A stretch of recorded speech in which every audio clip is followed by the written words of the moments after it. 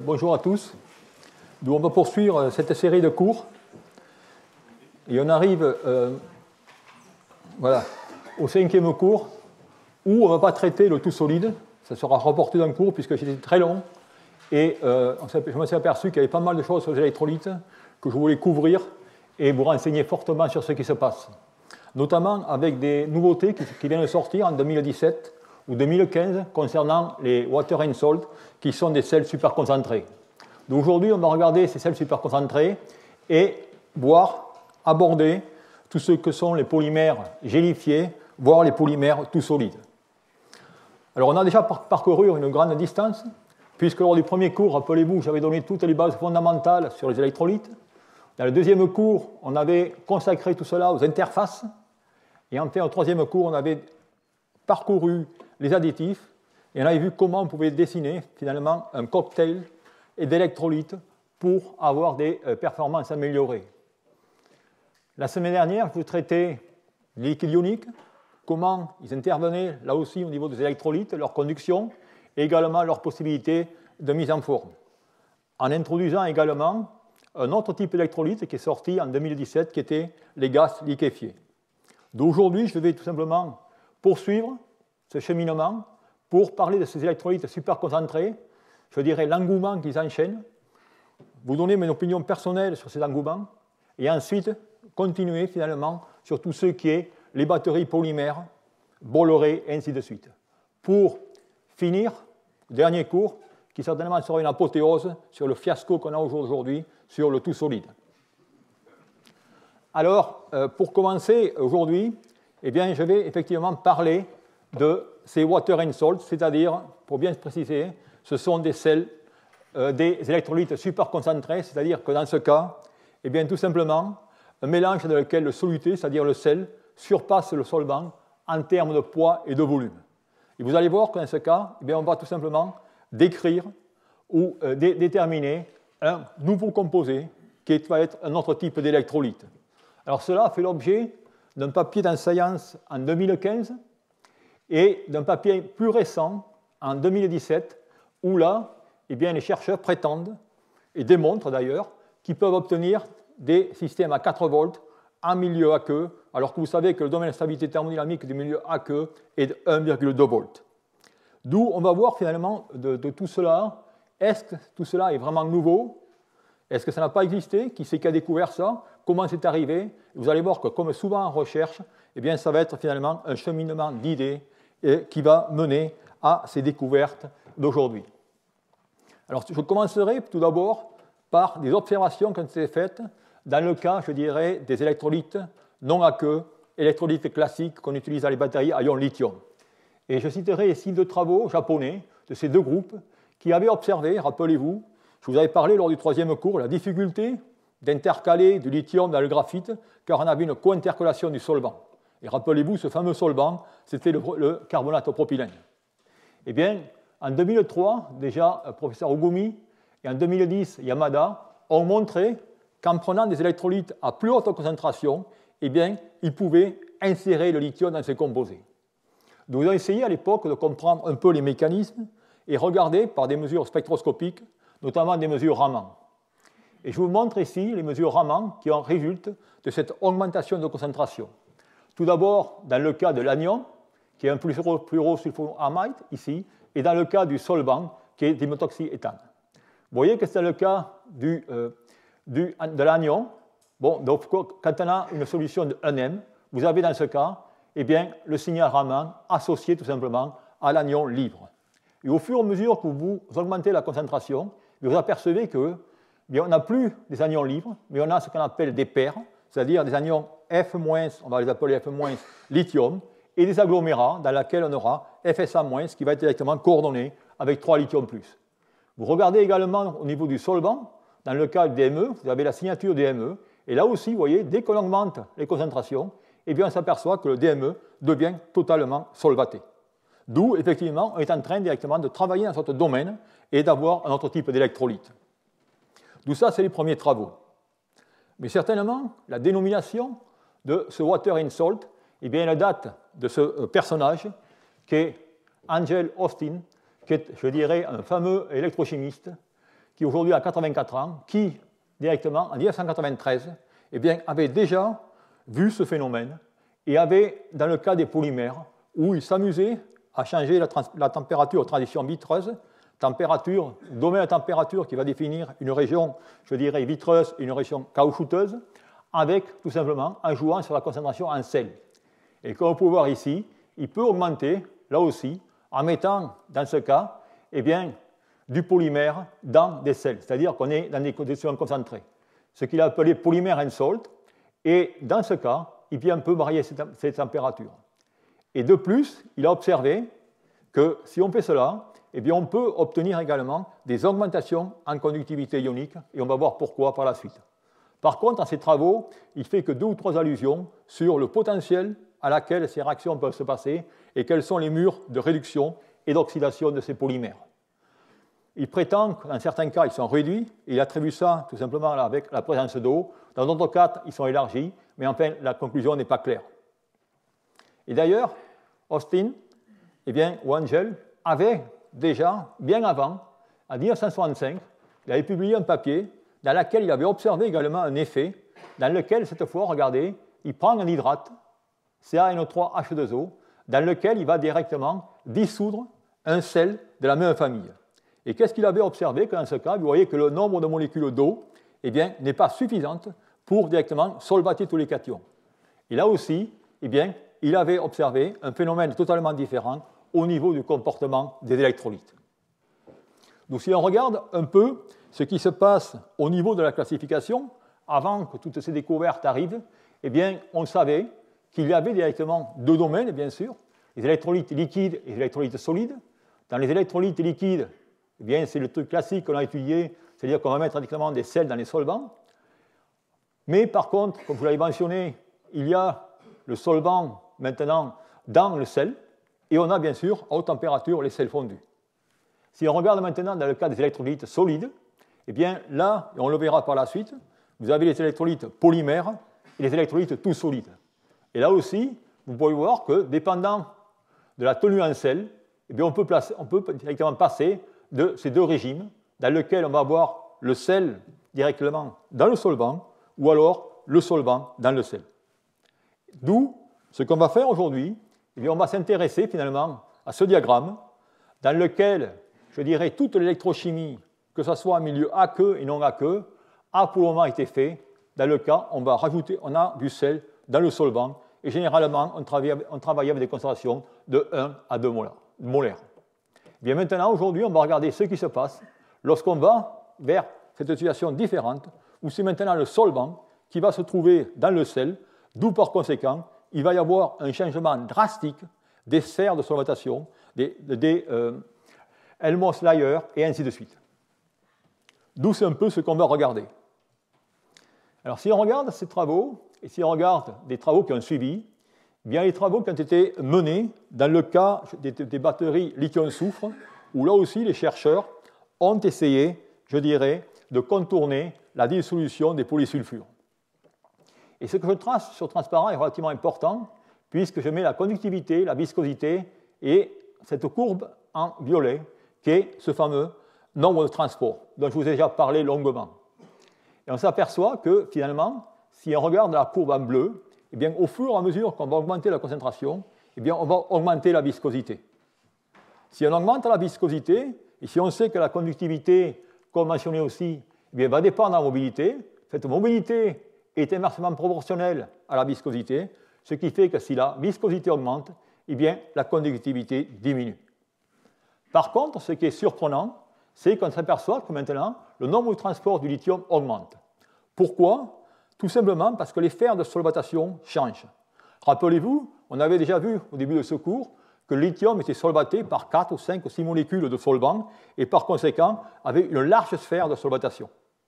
Maintenant, je vous ai dit qu'on est dans une situation où on n'a plus assez de solvant pour solvater directement ces ions lithium. Tous ces ions lithium, finalement, vont se trouver dénudés. Ils vont se trouver dénudés et par conséquent vont pouvoir migrer rapidement. Alors que les anions, qui sont plus gros, seront plus lents. Et c'est ainsi que, grâce à cela, on peut obtenir des nombres de transport relativement importants, allant jusqu'à 0,75, comme mentionné ici. Tout ça, ça va présenter des avantages au niveau des applications, parce que, rappelez-vous, le nombre de transports est essentiel. Pourquoi? Pour, tout simplement, la croissance dendritique à la surface du lithium métallique. Et en effet, ces chercheurs, lorsqu'ils ont travaillé sur le lithium-soufre, ont regardé ces problèmes. Alors, le problème qui est, je dirais, ils ont résolu, qui était relativement évident, c'est-à-dire qu'il y avait des problèmes de solubilité des polyanions. Donc, automatiquement, si vous prenez une solution et vous êtes à des hautes concentrations, vous êtes très près de la saturation. D'où automatiquement, si vous mettez un autre sel à l'intérieur, eh bien, il aura tendance à moins se dissocier. Et c'est exactement ce que ce graphe montre. Vous voyez dans ce cas, eh bien, on va augmenter finalement la quantité de sel dans cet électrolyte, et au fur et à mesure qu'on on le supersature, et c'est bien normal que dans ce cas, lorsqu'on met du lithium 2 S8, eh bien, celui-ci va se dissoudre de moins en moins au fur et à mesure que la concentration est augmentée. Pour revenir aux bienfaits du nombre de transports, eh bien ici, vous voyez les mesures classiques de polarisation qu'on fait sur les électrodes de lithium, et vous apercevez dans ce cas qu'on peut déposer et retirer le lithium, je dirais indéfiniment, j'exagère un peu, sans avoir de dendrite. Et vous voyez très bien la modification de la surface du lithium, avec tout simplement ici l'électrolyte numéro 2 qui contient une faible quantité de sel, et l'électrolyte numéro 7 qui est tout simplement saturé. Donc voilà, si vous voulez, sur les observations qui ont pu être faites et comment on a utilisé cela. Alors également, il y a d'autres travaux qui ont été faits dans le domaine des électrolytes non aqueux pour profiter de ces bienfaits de ces électrolytes superconcentrés. Et là, je vais partager avec vous des travaux intéressants du groupe japonais de Yamada, une fois de plus, qui, lui, a essayé finalement de résoudre un problème, je dirais, sérieux et concret, c'est-à-dire un problème relatant à ce composé d'électrodes dont le potentiel est à 5 volts et pour lequel il y avait une problématique de dissolution du manganèse. Et bien dans ce cas, il a également choisi de travailler avec ces électrolytes superconcentrés. D'où ce qu'il a fait, il a utilisé une solution, je dirais, classique, lithium fluorosulfonamide dans diméthylcarbonate, et à des concentrations relativement élevées. Et il a regardé finalement, tout d'abord, les potentiels d'oxydation. Son potentiel d'oxydation, il ne l'a pas regardé tout simplement sur son matériel d'électrode, mais d'abord sur les collecteurs d'aluminium, dont je vous ai également parlé lors du cours numéro 3, en montrant directement cette oxydation. Et qu'est-ce qu'il aperçoit? Eh bien que finalement, en augmentant les concentrations en sel, eh bien, on peut directement déplacer considérablement le mur d'oxydation de ces collecteurs de courant. Ça veut dire que là aussi, il y a un effet sur ces problèmes d'oxydation. Alors là aussi, il faut faire attention. Ce que je vous montre ici, ces déplacements ne sont pas du tout des déplacements thermodynamiques, mais c'est des déplacements cinétiques. Et ça, bien sûr, ça permet de faire la même chose sur les matériaux d'électrode, ce qui fait qu'en travaillant dans ces électrolytes, eh bien, il a pu diminuer tout simplement la dissolution du manganèse. Alors, vous allez pouvoir me dire, dans ce cas, il a pu la diminuer pour la bonne et simple raison, c'est qu'il avait déjà un électrolyte supersaturé, d'où une plus faible tendance à dissoudre le manganèse.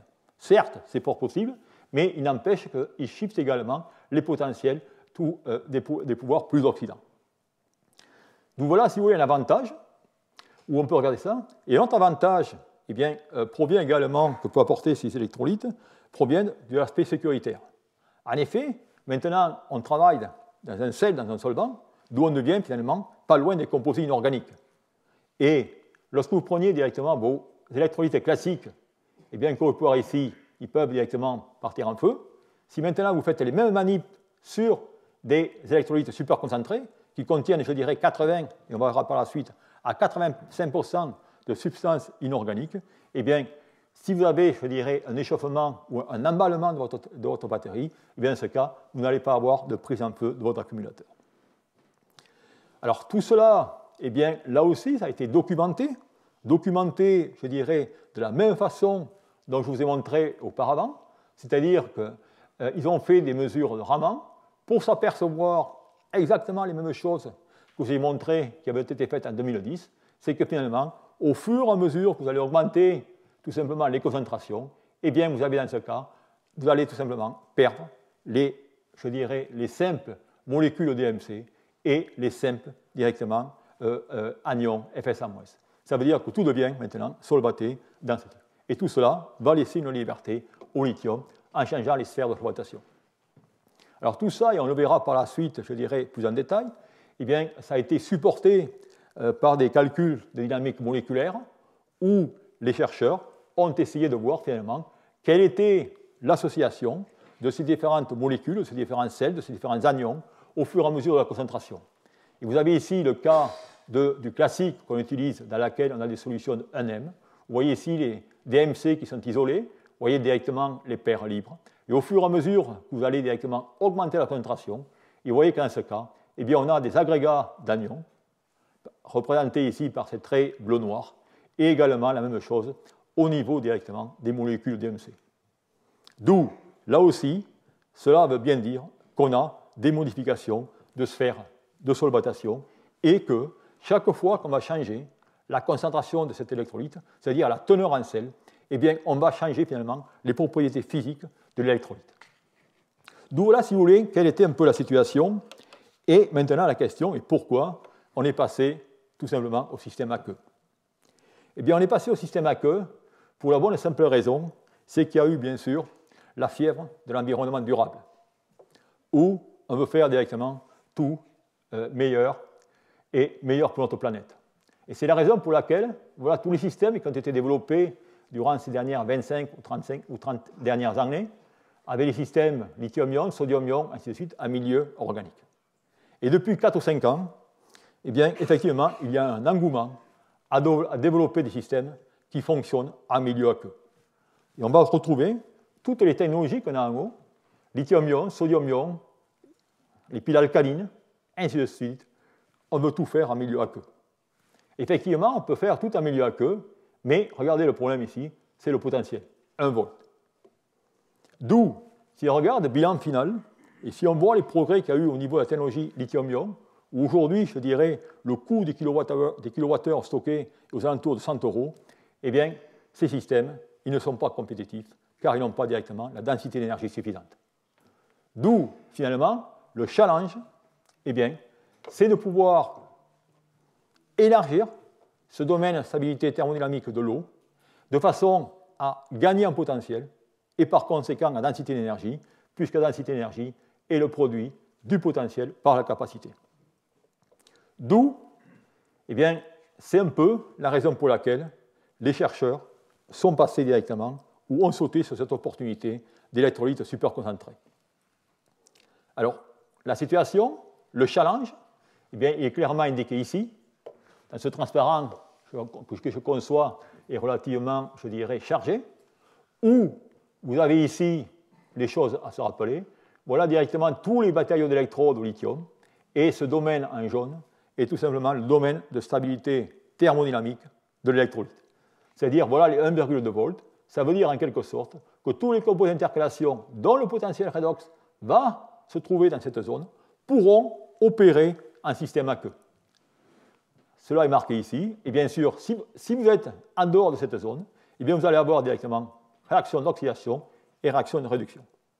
Et tout ça, eh bien, c'est les travaux qui avaient été faits dans le passé par Jeff Dahn, qui avaient montré finalement qu'il pouvait associer différents couples, comme mentionné ici, deux couples manganèse, ou alors un couple manganèse avec BO2, et produire des accumulateurs fonctionnant en milieu aqueux, avec une potentiel sortie de 1,2 volts et des densités d'énergie de 70 Wh par kilo. Mais tout ça, ça ne tenait pas la route. Et c'est la raison pour laquelle, eh bien, effectivement, un groupe américain a décidé d'appliquer, je dirais, cette astuce des électrolytes superconcentrés au système aqueux. Et en faisant ça, eh bien, ils ont pu, on va voir comment, élargir la fenêtre potentielle et développer des systèmes qui maintenant peuvent vous donner 2,3 à 2,5 volts. D'où, je dirais, le concept qu'on va revoir maintenant est exactement le même qui a été appliqué dans le cas des électrolytes, je dirais, non aqueux. Et je répète une fois de plus ici que ce qu'on va faire là, c'est qu'on ne change pas du tout les potentiels thermodynamiques directement de stabilité de l'eau, on change tout simplement la cinétique. Et ça aussi, c'est rien de bien nouveau, puisque si vous vous rappelez que les batteries au plomb, qui travaillent en milieu aqueux, fonctionnent à 2,1 volts. Ça veut dire que dans ce cas, même dans les cas des batteries au plomb, on est en train directement de travailler au-delà de la fenêtre thermodynamique, et parce qu'on a plus ou moins maîtrisé, dans une certaine dimension, la cinétique de décomposition de l'eau et on l'a porté à beaucoup plus haut potentiel. D'où on va également voir ce qui se passe ici. Alors dans ce cas, vous voyez, on va partir d'une solution de TFSI. Alors on va prendre ce sel parce que ce qui est important, c'est un sel qui va être très soluble en eau et par contre très stable. C'est-à-dire qu'il ne va pas du tout avoir de réaction d'hydrolyse avec l'eau. Et effectivement, lorsqu'on regarde maintenant ces mesures, ce sont des mesures qui sont effectuées dans ce cas sur des contre-électrodes en acier, et on regarde directement que lorsqu'on va directement à la vague cathodique, comme indiqué ici, on s'aperçoit qu'il va y avoir directement un courant de réduction indiqué ici qui va augmenter au fur et à mesure qu'on va augmenter, je dirais, la concentration en sel. Ce courant, on va l'expliquer, ou les auteurs l'ont expliqué, par une décomposition ou la création d'une SEI, d'une interface, on va voir quelle est. Et ensuite, vous apercevez qu'on arrive directement dans le mur de décomposition de l'eau aux alentours de 1,9. C'est-à-dire qu'on est en train de shifter considérablement cette barrière de stabilité de l'eau vis-à-vis des potentiels redox. Et de la même façon, du côté de l'électrode en anodique, on s'aperçoit également, comme il avait été montré dans le cas des électrolytes, je dirais, non aqueux, qu'on peut également shifter ce mur de potentiel vers des potentiels nettement plus hauts, allant, je dirais, jusqu'à 5 volts, c'est-à-dire par des valeurs de 0,8 à 0,9 volts. Okay. Et tout ça, eh bien, ça va être tout simplement relié à une chimie d'interface qu'on va voir par la suite. Alors, effectivement, si on regarde grâce à cela, eh bien, ayant trouvé cela, les chercheurs ont démontré finalement que cela pouvait être appliqué à la construction d'accumulateurs. Et ce que vous avez ici, c'est deux matériaux d'électrodes qui sont, je dirais, relativement classiques. Vous avez le fameux spinel qui a souvent été utilisé, dont vous avez la caractéristique indiquée ici. Vous voyez qu'en ce cas, eh bien, les mesures ont été faites en utilisant comme électrode de travail soit les phases de Chevrel MO6SE8 et le spinel lithium SO4, et du carbone en contre-électrode qui fonctionne directement en, je dirais, électrode capacitive, en utilisant une électrode de référence de chlorure d'argent, argent. Le matériau idéal pour vérifier, je dirais, le concept de cet élargissement de spectre potentiel est MO6SE8, puisque vous avez dans ce cas un potentiel qui est relativement bas, du moins le deuxième plateau, qui apparaît aux alentours de 2,2 volts vis-à-vis du lithium métallique. Et effectivement, ici, vous avez directement les cyclovoltammogrammes complets, en réduction et en oxydation. Et vous apercevez que dans le cas de 5M, faiblement concentré, vous avez bien sûr, dans le cas du spinel, les deux plateaux classiques associés, je dirais, au changement structural qui apparaît dans le spinel. Par contre, vous voyez que dans le cas de la phase MO6SE8, vous n'apercevez directement que le premier plateau. Vous ne pouvez pas avoir accès à l'autre plateau, dû tout simplement à la réduction de l'eau. Par contre, vous augmentez maintenant la concentration, et bien vous voyez que maintenant, vous avez directement accès au second plateau. Ce qui fait que, effectivement, vous avez une démonstration ici directe de l'effet bénéfique de ces électrolytes superconcentrés en milieu aqueux. Et bien sûr, on peut regarder ça en cyclage, et vous voyez directement les performances en cyclage, avec des capacités coulombiques quand même qu'il faut noter qui sont relativement faibles, loin de ce qu'il vous faut pour les applications commerciales. Par contre, vous avez des tenues en cyclage qui sont relativement correctes. D'où la question qu'on va voir maintenant, c'est finalement, que se passe-t-il et quelle est l'origine de, je dirais, ce comportement. Alors, l'origine de ce comportement, comme je vous l'avais déjà signalé, eh bien, il va tout simplement résider dans, tout simplement, ces sphères de solvatation qui vont changer drastiquement lorsqu'on va d'un milieu d'un électrolyte classique où l'ion lithium va être solvaté par 4 molécules d'eau, et ainsi de suite, à le cas de l'électrolyte concentré où toutes ces sphères de solvatation sont à remettre en cause car ce n'est pas directement les mêmes acteurs qui vont rentrer en jeu. Et on s'aperçoit que lorsqu'on change la molarité part de 1M à 21, ou la quantité molale de 1M à 21M, et bien tout cela va changer. Et bien sûr, on va directement déplacer ces murs d'oxydation et de réduction. Alors que se passe-t-il? Eh bien, ça a été beaucoup étudié, notamment au niveau de la réduction, et je dirais qu'il y a des mesures ou des manips qui sont relativement concluantes. Le mécanisme, certainement, n'est pas élucidé à 100%, mais il y a quand même, je dirais, des bases de réflexion importantes, où, qu'est-ce qu'ils ont observé? Eh bien, c'est finalement, lorsqu'on regarde ces matériaux, une fois qu'ils ont été réduits, eh bien, si on regarde la surface, ils ont tout simplement observé eh bien, le dépôt de fluorure de lithium. D'où par conséquent, le mécanisme qui a été proposé est le suivant, eh bien, c'est-à-dire qu'à 2,5 volts, ce qui se passe dans ce cas, eh bien, c'est que la couche d'Helmholtz, R, ici, va être tout simplement, dans ce cas, occupée par les anions Fs-. Et dans ce cas, il va y avoir tout simplement une réduction de ces anions qui vont directement vous donner lieu à un dépôt de LiF. Par contre, l'eau, eh bien, elle va être chassée de cette couche d'Helmholtz et va se trouver nettement plus loin, ce qui fait que vous protégez directement cette eau, et ainsi de suite. Et ce mécanisme, il va fonctionner, je dirais, jusqu'à des potentiels de 1,9. Et là aussi, des études qui se font, c'est qu'on peut arriver à des concentrations de 21 molal pour des sels, et les chercheurs maintenant vont utiliser des combinaisons de sels pour augmenter les concentrations jusqu'à 27, 28 m, ainsi de suite. Et prétendent, en utilisant ces électrolytes encore plus concentrés, d'abaisser encore cette fenêtre de réduction.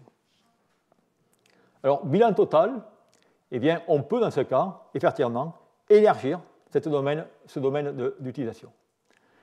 D'où, si je regarde finalement, voilà nos systèmes dans les milieux classiques sur lesquels on est bien habitué, les milieux non aqueux, où théoriquement les potentiels de stabilité que j'ai mentionnés, c'est-à-dire entre LUMO et HOMO, ils sont autour de 3,2 volts, où là, on peut opérer de façon sûre. Ensuite, ils vont montrer qu'on pouvait jouer sur les cinétiques avec des additifs, ainsi de suite, pour obtenir des potentiels de 5 volts. Maintenant, vous pouvez voir que si je regarde directement en milieu aqueux, vous avez le potentiel classique de 1,2 volts, comme indiqué ici. Maintenant, si on peut directement utiliser de l'eau dans un sel, on peut directement shifter le potentiel d'oxydation, c'est-à-dire l'oxygène, à 4,9 et la réduction à 1,9. Et si on fait ça sur tous bien sûr, les matériaux classiques d'électrodes, on peut combiner l'électrode positive, dont j'ai mentionné le spinel, le phosphate ou l'oxyde de cobalt, avec des négatives qui ont des potentiels, je dirais, aux alentours de 2 volts, 2,1, 2,3, eh bien, on peut dans ce cas obtenir des énergies densité, comme mentionné ici, de 100 Wh par kilo, et ainsi de suite. Donc voilà, si vous voulez, ce que l'on peut faire avec ces fameux électrolytes superconcentrés. Alors, ce qui est important, je le répète, c'est qu'il vous faut directement un sel de lithium bien défini, qui doit être hautement soluble et chimiquement stable. Okay? D'où pas de réaction d'hydrolyse. Il doit être sensible à la réduction électrochimique et, je dirais, au bon potentiel. Et ça, c'est une question qui n'est pas encore, je dirais, bien répondue. Et bien sûr, il faut qu'il conduise à un produit insoluble qui va créer cette SEI, qui va facilement passiver la surface de l'électron négatif. Il vous en remontre là aussi. Vous voyez directement le couplage étroit entre électrolyte et interface, d'où, je dirais, l'intitulé de ce cours. Alors bien sûr, comme souvent dans tout ce domaine, à partir du moment où un nouveau concept apparaît, il est généralisé à grande échelle. Et effectivement, il a été généralisé au composé du sodium, et vous allez avoir, vous pouvez regarder la littérature, vous allez trouver des papiers identiques. On pourrait trouver des papiers identiques également avec du potassium, et ainsi de suite. Je vous ai mentionné ici juste des manips classiques dans le cas tout simplement du sodium, où on va coupler maintenant une anode et une cathode pour faire une batterie sodium-ion. Et vous voyez directement les vagues où on peut maintenant avoir accès avec l'intercalation ou la déintercalation du sodium dans un milieu aqueux à des potentiels aussi bas que 1,7 volts avec du sodium. On peut faire la même chose et créer des accumulateurs comme je vous l'ai mentionné au départ. Vous avez un accumulateur ici qui va directement utiliser ce composé, un phosphate avec un autre phosphate de la même famille, pour avoir un potentiel de sortie de 1 volt et une capacité, je dirais, relativement faible de 50 Wh par kilo, ainsi de suite. D'où, si vous voulez, voilà ce qui peut se faire, jusque, je dirais, en 2017, ainsi de suite. Et la question qui se posait à ce cas, c'est-à-dire que tout ça, c'est bien beau, mais vous voyez que, quand même, que les densités d'énergie dont je vous annonce, on est en train directement de parler au maximum de 100 Wh par kilo, ce qui est encore très loin du lithium-ion non aqueux qui est aux alentours de 200 Wh par kilo. Quelle est la raison? Eh bien, toujours pareil. Vous voyez qu'en ce cas, j'ai élargi cette fenêtre et je suis passé de 1,2 à 2,4. Mais si je veux directement aller plus loin, eh bien, il faut que j'abaisse encore ce potentiel. D'où, bien sûr, la question est là, voilà où on en est, et la question c'est, est-ce possible, maintenant, et bien directement de faire la même chose et d'utiliser comme négative des composés du lithium-ion, c'est-à-dire le carbone ou même le lithium métallique. D'où il faut faire fonctionner maintenant une anode à milieu aqueux dans ces domaines potentiels. Alors là aussi, il faut quand même mentionner les travaux qui ont été faits, je dirais, depuis de nombreuses années, notamment des travaux du groupe de Steve Visco en Californie, où il a développé finalement du lithium métal qui est entouré directement d'un polymère électrolyte gélifié avec ici une céramique, je dirais, inorganique dont on parlera la dernière fois.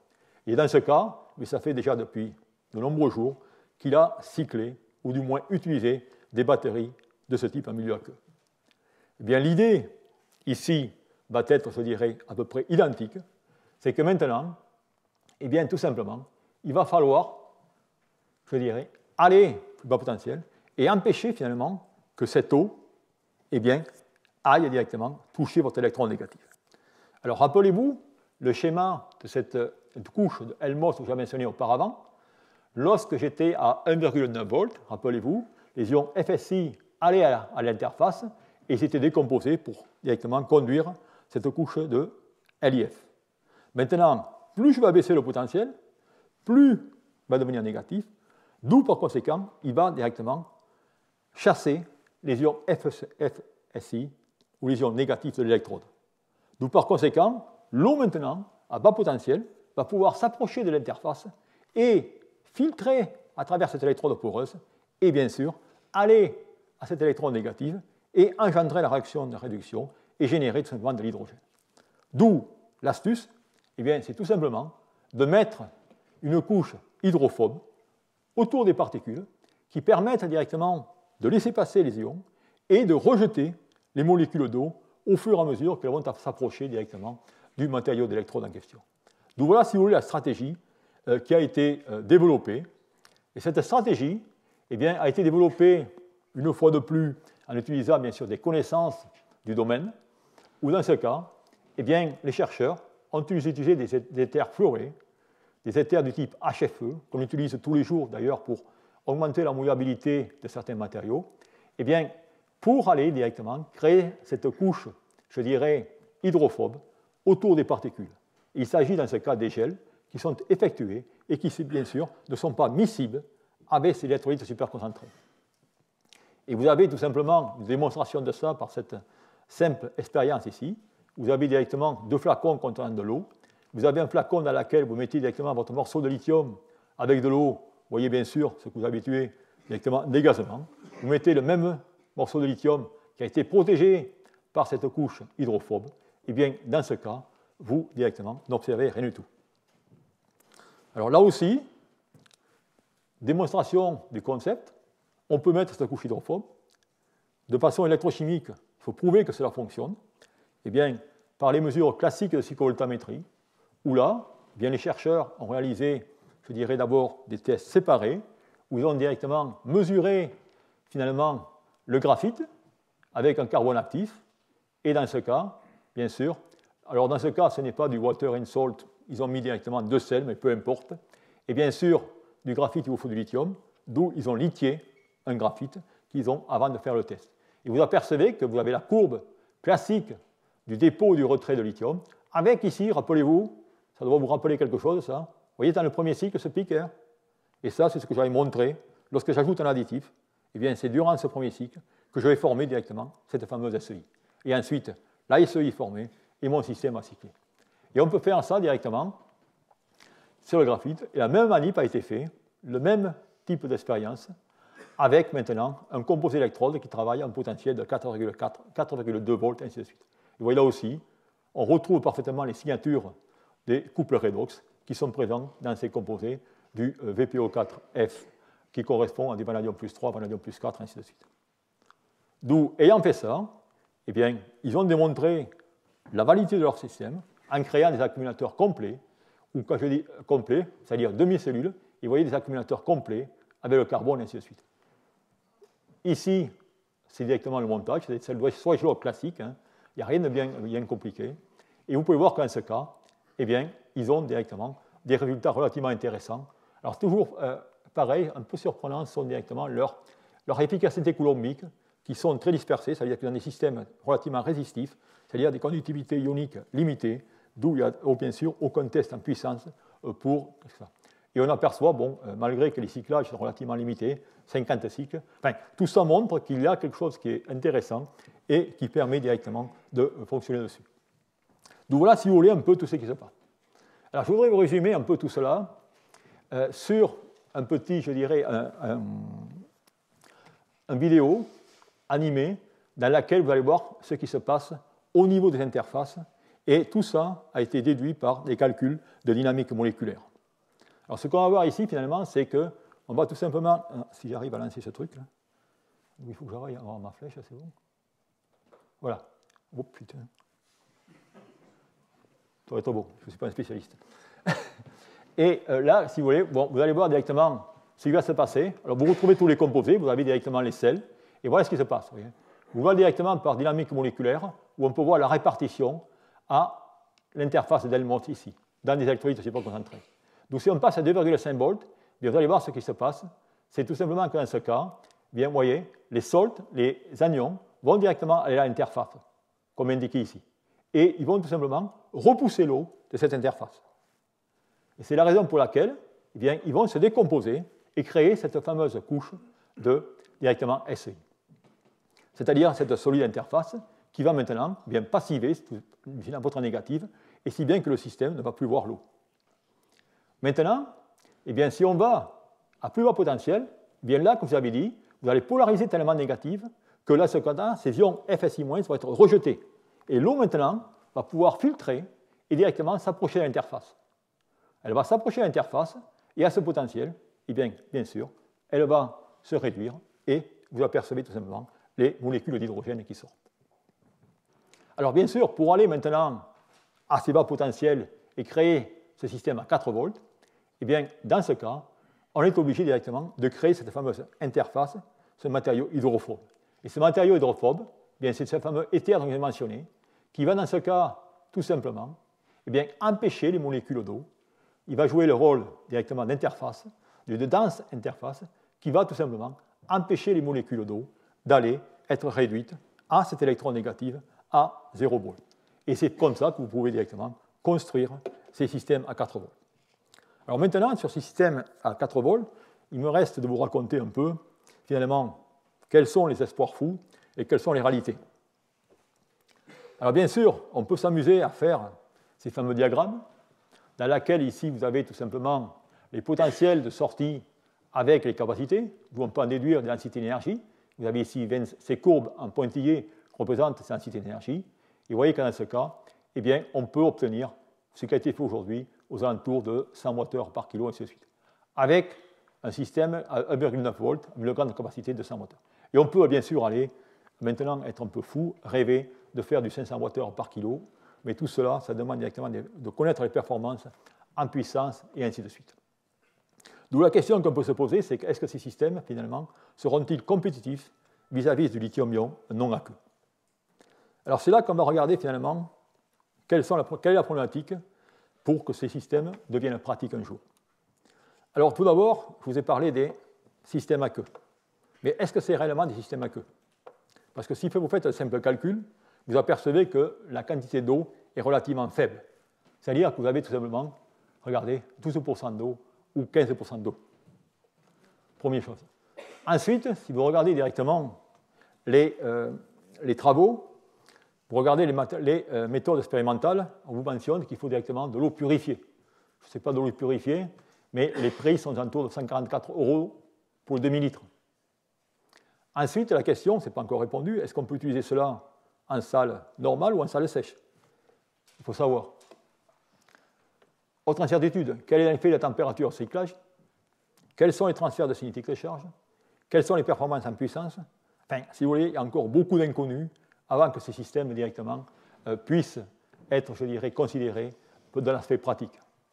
Et enfin, je dirais, les mécanismes réactionnels ont été, je dirais, identifiés, proposés, mais il y a aussi encore beaucoup de travaux à faire derrière pour comprendre réellement ce qui peut se passer. D'où ce que je conclurai, c'est que définitivement des travaux très intéressants et qui peuvent nous donner pas mal d'idées pour développer une chimie de surface du lithium adéquate et qui permettent finalement d'utiliser le fameux lithium en système non aqueux, mais utiliser le lithium métallique. Et je pense que c'est certainement dans ce domaine où il y a certainement de plus d'ouverture et de plus d'opportunités dans le futur. Mais pour vous montrer comment une recherche, une fois de plus, ou une nouveauté, n'arrive jamais comme ça. Il y a toute une histoire derrière et vous avez chaque fois une évolution qui vous montre finalement comment la science avance et se perfectionne. Donc voilà, si vous voulez, ce que je voulais vous raconter sur ces fameux électrolytes superconcentrés.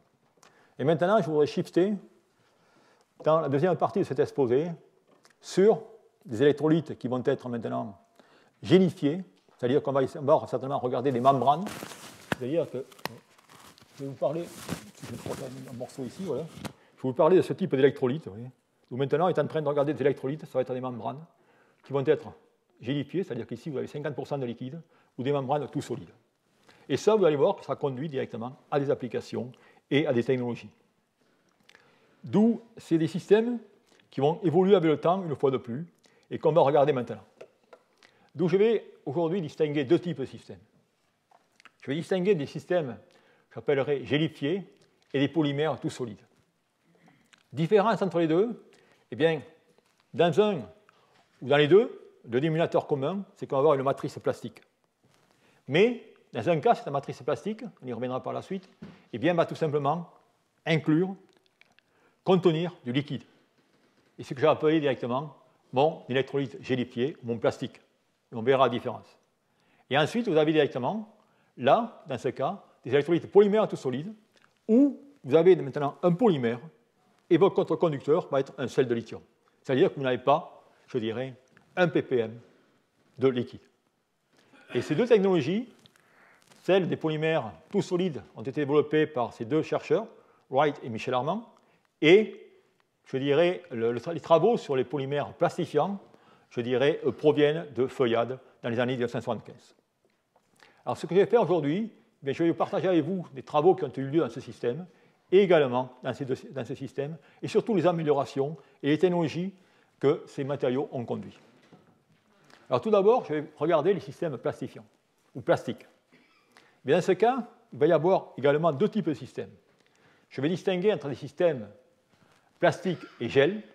Et tout cela, eh bien, cette distinction, je vais la faire en fonction du nombre d'honneurs du solvant par rapport au polymère.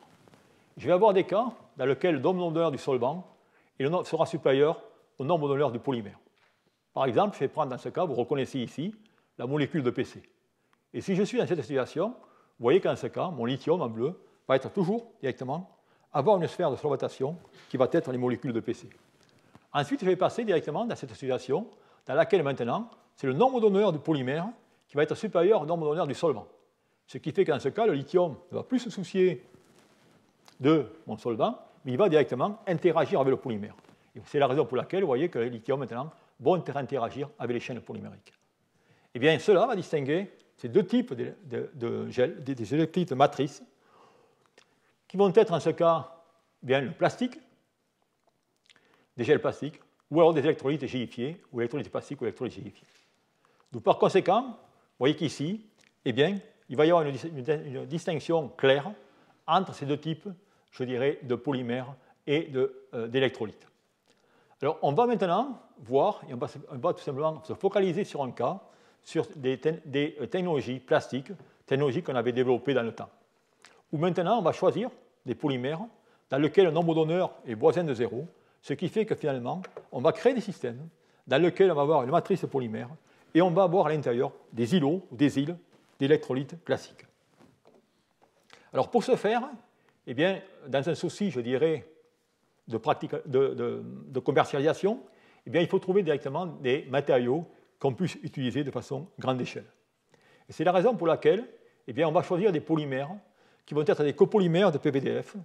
C'est directement ces copolymères qu'on appellera copolymères de fluorure de polybdène, hexafluoropropylène. Vous avez ici la formule de ces polymères, et comme vous pouvez voir ici, eh bien, vous avez l'aspect fluorure polybdène, et vous avez en vert, qui est tout simplement le copolymère hexafluoropropylène. Et ce qui est intéressant, eh c'est qu'en changeant le rapport de du PVDF et de HFP, eh bien, on va pouvoir changer les propriétés de cette matrice. Et vous voyez qu'en ce cas, eh bien, si j'augmente le taux de HFP, hexafluoropropylène, eh bien, je vais diminuer la cristallinité. De façon intéressante, si j'augmente le taux, je vais également modifier directement la solubilité et les types de solvants que je vais pouvoir utiliser et les propriétés mécaniques. Et finalement, pour avoir le meilleur compromis, eh bien, on va utiliser en ce cas ces fameux copolymères qui vont contenir de 6 à 12% tout simplement d'hexafluoropropylène. Et comme cela, ils vont pouvoir être solubilisés, ils vont pouvoir être fabriqués dans des solvants classiques comme l'acétone. Ce qui fait que grâce à ça, on va pouvoir fabriquer des matrices. Vous avez ici une matrice d'électrolytes PVDF-HFP. Et vous voyez ici, vous apercevez ces zones directement que j'ai mis en ellipse orange, qui sont les zones amorphes, et ici les parties cristallisées, comme indiqué ici. Et bien dans ce cas, les parties cristallines vont assurer la rigidité de votre polymère, alors que les parties amorphes vont tout simplement accepter ou directement accepter effectivement l'électrolyte.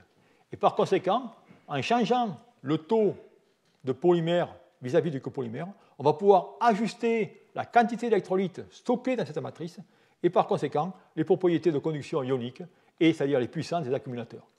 D'où, comme je vous montre ici, le taux de HFP va augmenter la conductivité, l'ajout de plastifiants, qu'on verra par la suite, la porosité, et on va voir comment on peut augmenter également. Alors pour augmenter la conductivité, eh bien, on va pouvoir également armer ces matrices. Et vous voyez ici que maintenant, je vais introduire tout simplement de la silice pour tout simplement augmenter les propriétés mécaniques, mais également l'absorption d'électrolytes. Alors c'est la silice nanométrique, et vous pouvez demander pourquoi je vais augmenter les proportions directement d'électrolytes. Pour la bonne et simple raison, c'est qu'autour de la silice, vous allez avoir directement par capillarité une absorption de cet électrolyte. Et vous augmentez les quantités, et vous voyez qu'on peut avoir des conductivités qui approchent, je dirais, ou qui voisinent celles de liquide. Et bien sûr, lorsque vous mettez la silice, bien vous voyez qu'en ce cas, vous avez des films qui sont, d'un point de vue mécanique, beaucoup plus robustes, et ce qui est très important, bien sûr, pour les fabrications. Alors, comment de tels films, de tels électrolytes se préparent? Eh bien, finalement, c'est de façon relativement simple. C'est-à-dire que vous partez avec le solvant, l'acétone, je vous ai mentionné, vous allez rajouter SiO2 qui va apporter les propriétés mécaniques, vous allez rajouter votre polymère, okay, et, très important, et l'astuce du procédé, vous allez rajouter ce plastifiant qui va vous donner votre élasticité, qui est dans ce cas du dibutyl phtalate. Okay. D'où vous allez obtenir un gel visqueux que vous allez pouvoir directement étendre. Évaporation de l'acétone va vous donner un film plastique. Ce film plastique, bien, vous allez pouvoir extraire le plastifiant par tout simplement un échange avec de l'éther pour obtenir une matrice poreuse qui va par la suite bien, réabsorber votre électrolyte. Okay. Et grâce à ça, bien, vous obtenez votre électrolyte gélifié. Vous voyez, le procédé est relativement simple. Ce procédé il peut être bien sûr, je dirais, étendu de point de vue commercial et de façon d'assemblage rapide. Vous pouvez, dans ce cas, fabriquer, je dirais, des bobines de batterie que vous pouvez découper par la suite, que vous pouvez activer. Et toute l'astuce bien, se trouve ici, c'est-à-dire que vous avez fait une batterie dans laquelle la matrice est tout simplement plastique, et vous avez inséré d'un côté le matériau électropositif et de l'autre côté le matériau électronégatif.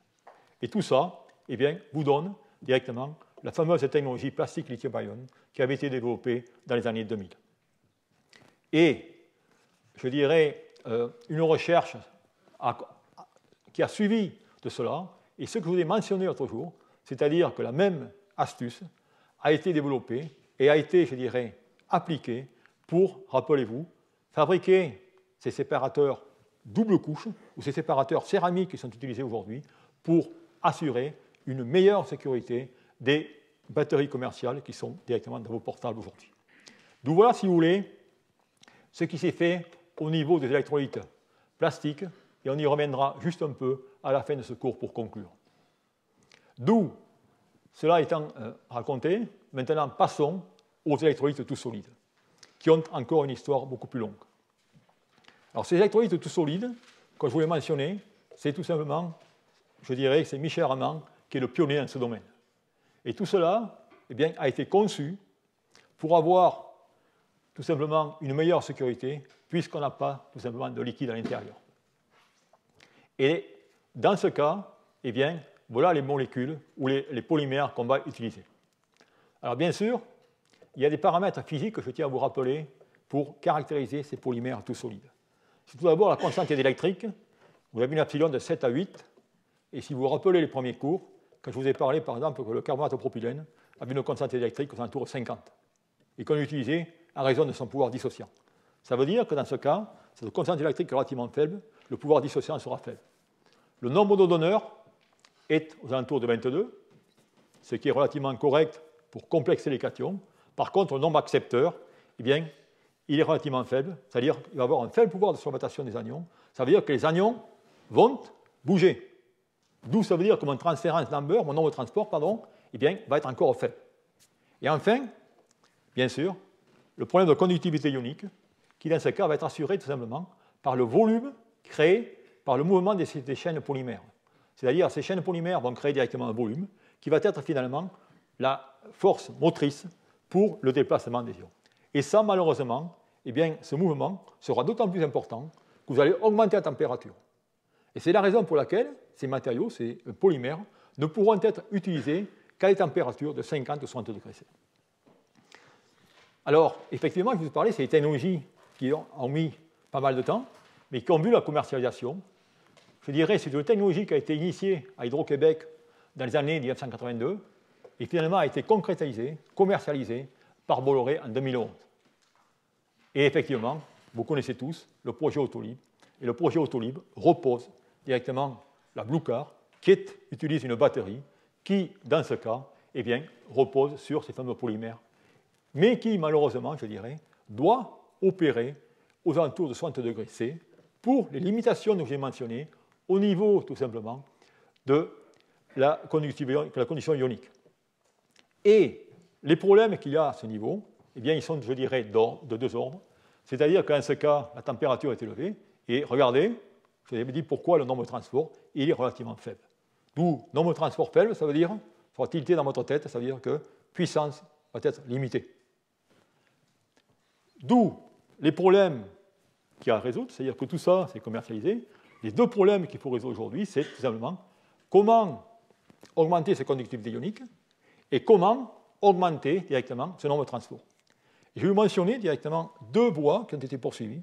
Une qui a été plutôt malheureuse et une autre qui me semble vraiment très prometteuse, qui n'a pas complètement abouti, mais vous allez voir qui est relativement intéressante. La première consiste tout simplement à charger ces matrices polymères en matériaux nanométriques. Et matériaux nanométriques, en considérant ici, vous voyez, on va charger tout ça des matériaux nanométriques. D'abord, les chercheurs ont cru comprendre, à trouver une solution en mélangeant un matériau organique, conducteur ionique, et un matériau inorganique, type nazicon, mais ça n'a rien donné, car il y avait tout simplement séparation de phases, et ainsi de suite. D'où après, il y a eu des travaux qui ont été directement dédiés à l'insertion de particules nanométriques, et tout ça basé sur le concept directement d'acide bas de Lewis. Alors, c'est quoi ce concept? Relativement simple. Ça veut dire qu'en ce cas, si je prends directement des acides directement à des sites de Lewis, eh bien, dans ce cas, je vais tout simplement fixer les bases de Lewis associées au PiO, c'est-à-dire les oxygènes, et celles de l'anion. Et ça, effectivement, ça a donné des résultats relativement intéressants qui allaient dans le bon sens. D'où l'étape suivante a été directement de créer maintenant, de greffer des superacides à la surface directement de ces particules de silice ou d'oxyde. Et dans ce cas, on va développer tout simplement des acides Bronsted ou des acides Lewis. Et vous pouvez voir ici que dans ce cas, effectivement, on augmente fortement le nombre de transports, passant même en doublant de 0,31 à 0,61. Mais regardez, les conductivités sont relativement faibles. Et bien sûr, mettre ces acides de Lewis à la surface de ces particules, eh bien, ne sont pas exempts de réactions secondaires qui ne sont préjudiciables, je dirais, ou préjudiciables, pardon, à l'utilisation de ces accumulateurs. Tout ça, c'est une première approche.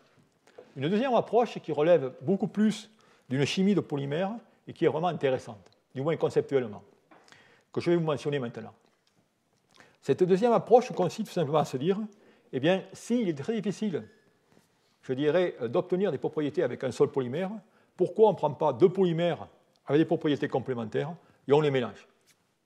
Et effectivement, c'est ce qu'on peut faire ici. Vous avez deux polymères qui ont en bleu et en rouge qui ont des propriétés différentes, et on va tout simplement essayer de les mélanger.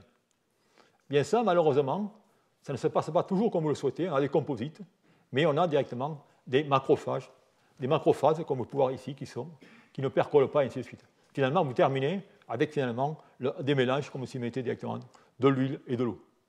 Il n'y a aucune percolation et vous n'avez pas d'amélioration des propriétés. Par contre, pour, je dirais, contrecarrer cette difficulté, bien, les chercheurs ont réalisé que finalement, le meilleur moyen, c'était de créer des copolymères, c'est-à-dire directement d'associer plusieurs blocs de polymères avec différentes fonctions. Et dans ce cas, ces blocs de polymères vont être associés par directement une liaison covalente, comme on peut voir ici. Et en faisant cela, eh bien, on peut faire tout simplement de l'auto-assemblage. On n'a pas de problème d'émission lorsqu'on va mettre en solution, et on peut obtenir finalement des nanodomaines, voire des structures ou des nanostructures comme indiqué ici. Et dans ce cas, eh bien, on peut avoir directement une synergie entre les propriétés d'un polymère A et d'un polymère B. Bien, tout cela, ça permet directement d'augmenter le nombre de transports, on va le voir, et la résistance mécanique. Et ces travaux, je dirais, sont originaires de Grenoble et ont été effectués par Renaud Boucher. Alors, ce qu'il a fait, c'est qu'il a pris directement deux blocs polymères, il a utilisé le bloc PO et du polystyrène en ce bloc rouge. Et on va directement, dans ce cas, assembler, vous voyez, ces différents blocs. Et on va ensuite greffer le sel de lithium. Donc voilà, si vous voulez, la philosophie derrière tout ça. Alors, qu'est-ce que ça donne de façon imagée? Vous allez mieux comprendre, finalement, l'avantage réel de dessiner un tel composite sur le transparent suivant, ici. Vous voyez, finalement, ce qu'il a construit est ce copolymère bloc, ce triple bloc copolymère, dans lequel vous avez le polystyrène, le PO et directement le polystyrène. Et vous voyez ici, il a ensuite greffé eh bien, toutes les fonctions de TFSI, comme mentionné ici. Et qu'est-ce que vous apercevez? Eh bien, c'est que maintenant, l'anion, eh bien, il est fixé au bloc copolymère. C'est-à-dire que maintenant, lui, il ne peut pas se déplacer. Et c'est la raison pour laquelle il a construit ou il a dessiné un conducteur monoanion qui est le lithium. Et dans ce cas, le lithium, théoriquement, il n'y a plus rien. Personne ne va le gêner. L'anion ne va pas le gêner.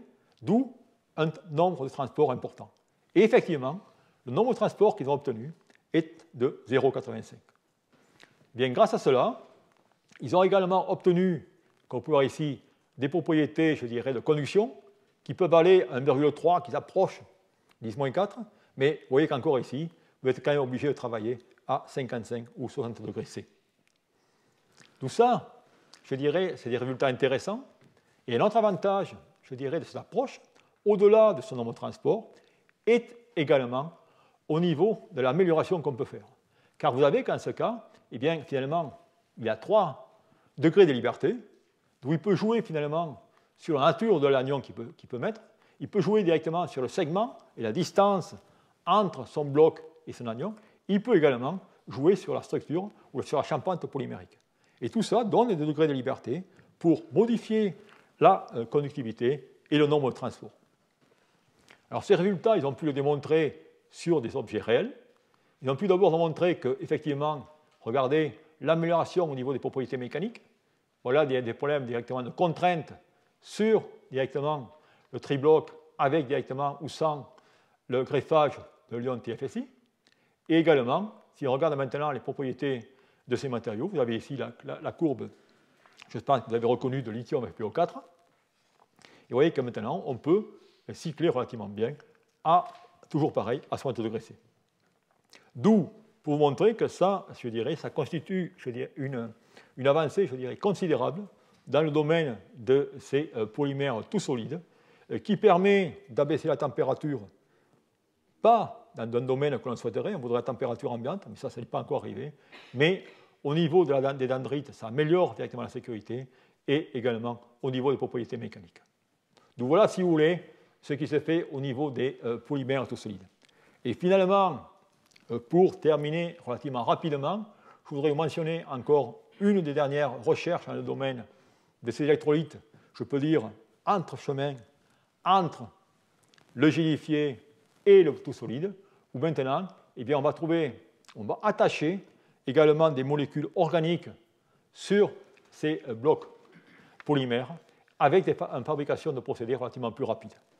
C'est-à-dire qu'en ce cas, eh bien, on va tout simplement avoir des membranes solides par réticulation. Et on va utiliser, dans ce cas, la réticulation, la polymérisation radiculaire, utilisée soit par l'UV ou soit thermiquement. Nous, dans ce cas, on va prendre des matériaux, je dirais, comme indiqué ici. On ne va pas opérer avec du solvant, ça va être un procédé sec qui va vous conduire directement à des membranes comme indiqué ici. Alors, un exemple, je vais prendre un exemple. Voilà tout simplement le cas de fabrication d'une membrane, à laquelle vous allez prendre maintenant votre polymère. Voyez.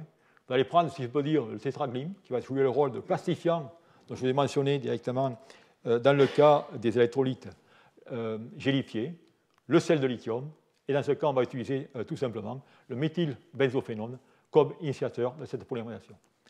On va d'abord compacter, je dirais, toutes ces poudres et à chaud à 90 degrés C, et ensuite directement par une irradiation UV, on va tout simplement former la réticulation et obtenir ces membranes comme indiqué ici. Vous apercevez ici, c'est qu'on va d'abord réticuler des chaînes PO entre elles, avec de plus, eh bien, on va créer, je dirais, un greffage de, maintenant, ce plastifiant, si j'ose dire, à la chaîne PO.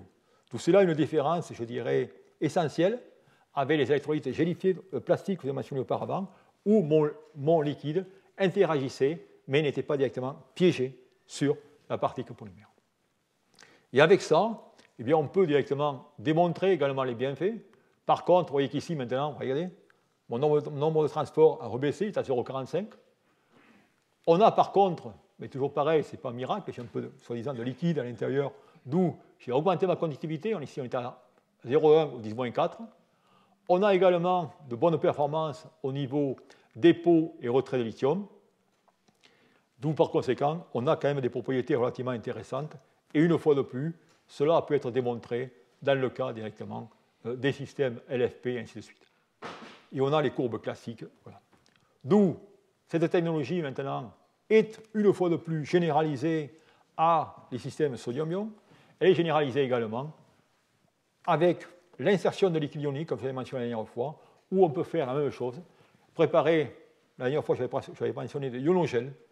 On peut appeler ça des ionogèles, excusez-moi, dans lequel on va tout simplement inclure tout cela, je dirais, dans le mélange de préparation du départ, et par réticulation ou polymérisation, on va tout simplement obtenir ces membranes.